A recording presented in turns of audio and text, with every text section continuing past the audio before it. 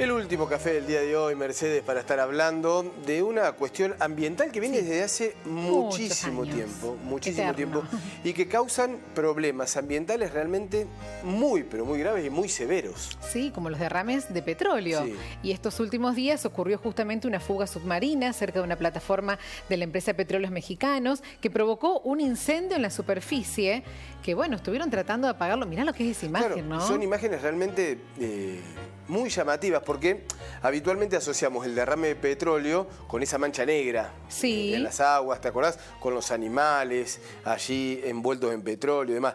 Pero esta situación, este incendio submarino que se ha dado es realmente increíble. Bueno, lo que muestra todo lo que hay por debajo también. No solamente lo que uno puede llegar a ver en algún tipo de situaciones y demás, sino todo lo que hay detrás, debajo del agua cuando hablamos de petróleo, ¿no? Y el daño de las petroleras, ¿no? En los océanos, por todos los daños que implican, como lo decíamos, a corto y largo plazo para la fauna y la flora. Bueno, vamos a hablar con Rafael Colombo, que es abogado, que es docente universitario, integrante de la Asociación Argentina de Abogados Ambientalistas. Rafael, buen día. ¿Qué tal? Muy buenos días. ¿Qué tal, Rafael? Saludarlos a todos y todas. Y también con Fernando Cabrera, quien es coordinador del Observatorio Petróleo Sur. ¿Cómo te va, Fernando? Muy buenos días, muchas gracias. Hola, buenos días, un gusto. Bueno, un placer tenerlos a ambos aquí convocados en Telediario Federal. Comenzamos, Fernando, si te parece. Y la pregunta es, obviamente que esto es inédito, pero está la posibilidad y el daño que se genera es muy, pero muy grande, ¿no? En este caso, con lo que hemos observado, con cualquier derrame de petróleo.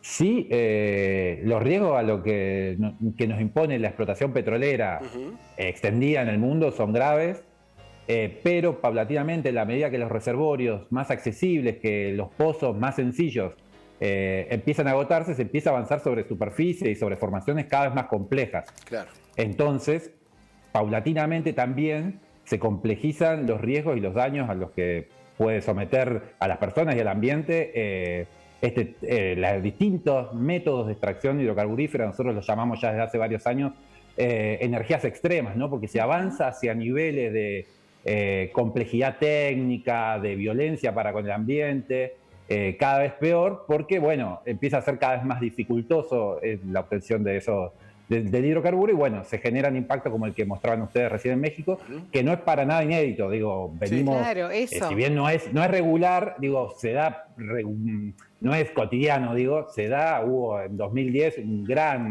una situación muy similar donde murieron 11 personas de la empresa BP, que es como el emblema del problema de la explotación en alta mar, también en el Golfo de México, y es el día de hoy que British Petroleum, esta gran petrolera, sigue hablando cuando le piden cuestiones de seguridad de los mecanismos y cómo cambió su compañía de lo que pasó hace ya 12 años, digamos. Entonces digo, y hubo otros ejemplos similares, quizás es el emblemático, donde murieron, entre las cosas, 11 personas. Por suerte en México en esta oportunidad no hubo que lamentar víctimas fatales. Rafael, para que entendamos un poco más, los que no estamos por ahí tan metidos en esto del medio ambiente, ¿qué implicancias puede tener un derrame así tan grande de petróleo? ¿Qué consecuencias a corto plazo y a largo plazo? Desastrosas. A ver, la historia de los derrames petroleros a lo largo del siglo XX, por lo menos, es una historia de grandes ecocidios que se produjeron sobre los distintos ecosistemas que tuvieron lugar. No solamente nos enfrentamos ante una serie de daños masivos que impactan sobre los ecosistemas, particularmente los ecosistemas acuáticos, los mares, los océanos, las distintas especies que habitan esos ecosistemas, sino que al mismo tiempo nos enfrentamos ante determinadas afectaciones en términos de los pasivos ambientales que generan estos derrames petroleros. Tenemos que recordar que estamos hablando de derrames de miles de litros de crudo que se mezclan con el mar, se genera toda una situación por la cual al mismo tiempo al mezclarse con el agua de los océanos es muy difícil hacer las tareas de extracción. Fíjese también al mismo tiempo todo lo que tiene que ver con lo que está ocurriendo particularmente con el fuego, con el ojo de fuego que estamos viendo ahora en las imágenes. Digo, la explosión que tuvo lugar en la plataforma perteneciente a Petróleos Mexicanos estaba a 150 metros de la plataforma donde opera esta compañía, que es una compañía fundada durante el gobierno de Lázaro Cárdenas y que es muy parecida por lo menos porque es una compañía público-estatal, a nuestra YPF, ¿no? Con algunas diferencias, porque es una compañía muy importante del Estado mexicano que produce más de 1.6 millones de litros de barriles de petróleo por día. Entonces, imaginémonos lo que eso implica cuando ocurre un derrame y el petróleo queda en el mar. Es realmente terrible, devastador, las consecuencias económicas, las consecuencias humanitarias, incluso para los trabajadores que están allí. En fin, realmente es desastroso y los daños que se provocan, y esto es fundamental entenderlo, son prácticamente irreversibles. Claro. Una vez que tienen lugar, que ocurren, no hay forma de revertir y de sanear el daño en términos de volver a colocar el ecosistema en las condiciones preexistentes a la ocurrencia de este daño. Eso es claramente así, la historia de los distintos desastres ambientales ligados a la industria hidrocarburífera offshore o mar adentro da testimonio de ello. Y Fernando, entonces aquí en Argentina, como para centrarnos un poco más, mucho vaca muerta, mucho YPF, digamos, ¿cómo están en esta situación? ¿Hay controles? ¿Hay mucha seguridad? ¿Estamos lejos de vivir esas situaciones? A mí me gustaría que focalicemos en offshore porque justamente está siendo un momento donde se está debatiendo esto en Argentina. Nosotros trabajamos fundamentalmente, o buena parte de nuestro trabajo está focalizado en vaca muerta. Hemos demostrado la dificultades que tiene el Estado para controlar este tipo de explotación. El propio Estado da cuenta de que hay accidentes regulares o incidentes regulares en vaca muerta. Estoy pensando, hace poco publicamos información oficial donde se hablaba de que hay un derrame de envergadura, que no está claro a qué llaman así, pero el Estado por semana en la provincia de Neuquén, en vaca muerta. Pero hoy en Argentina estamos debatiendo offshore, digamos. Si bien hay alguna extracción de este tipo en el sur de Argentina, en Tierra del Fuego, la semana pasada, en paralelo a la ocurrencia de esto en el Golfo de México, se estaba discutiendo la posibilidad de que empezaran a explorar este tipo de explotación en las costas de la provincia de Buenos Aires y de Río Negro. Bueno, así que nos viene a advertir en un momento interesante para el debate hidrocarburífero nacional, un momento interesante para el debate sobre la energía en el país, lo que puede llegar a pasar si se avanza con ese tipo de explotación en las costas de Mar del Plata, digo. Claro, es como lo tenemos que vivir como una advertencia, ¿no? De lo que pasó allá puede pasar también acá y hay que hacer algo para que no ocurra. Estamos a tiempo de que no pase, digamos. Claro. Rafael, te saco un poco del tema estrictamente de este derrame de petróleo, de lo que estábamos hablando, para hablar sobre la política energética de la República Argentina, mucho del petróleo. Los ambientalistas hablan de una posibilidad de girar hacia energías más limpias, los biocombustibles, por ejemplo. Bueno, se sabe todo lo que ha ocurrido en diputados con la votación del proyecto. ¿Crees que se avanza, no se avanza, que se deja de lado lo ambiental por esta situación que se está viviendo con el petróleo, las presiones que pueden llegar a haber? Yo creo que en nuestro país la política energética está bastante clara.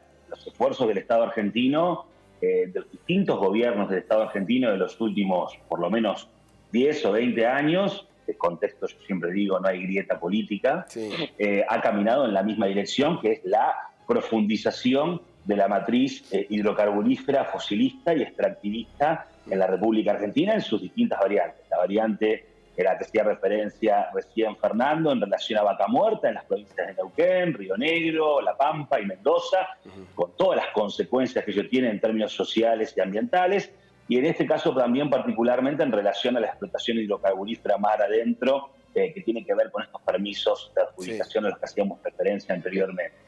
Entonces, las señoras salen como bastante claras, y eso no solamente genera una contradicción en términos políticos, jurídicos, porque el Estado argentino que impulsa esta intensificación de la matriz extractivista fosilista es el mismo Estado que después asume compromisos constitucionales y convencionales en materia de cambio climático. Por ejemplo, en relación a lo que establece el Convenio Marco de Naciones Unidas sobre el Cambio Climático, el Acuerdo de París, y muchísimos otros instrumentos internacionales que precisamente lo que dicen es que el Estado tiene que cambiar su matriz energética, cambiar en el sentido de una transición justa, hacia una democracia energética basada precisamente en la producción de energías limpias y renovables.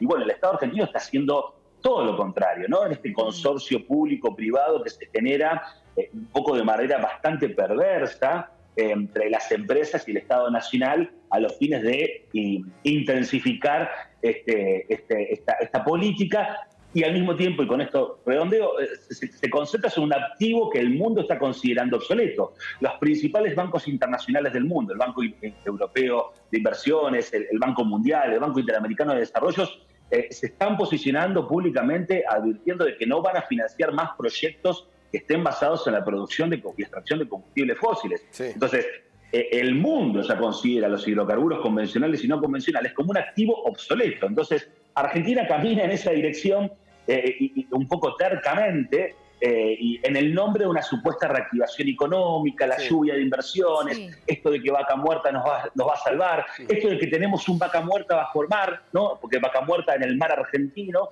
y sabemos que eso nunca no ocurre. Lo que los extractivismos han hecho es no solamente incumplir las promesas de igualdad o de erradicación de la pobreza, sino que una intensificación de esas desigualdades sociales y al mismo tiempo una degradación de nuestros ambientes y ecosistemas. Más que claro, Rafael y Fernando, muchísimas gracias por el contacto. Ha sido un placer estar también tocando estos temas que por ahí en la agenda, la vorágine de lo sanitario, la economía, por ahí quedan un poco de lado, pero que son sumamente importantes para nuestro futuro. Muchísimas gracias. Sí, gracias a los dos. Gracias a ustedes. Hasta luego. Muy buenos días.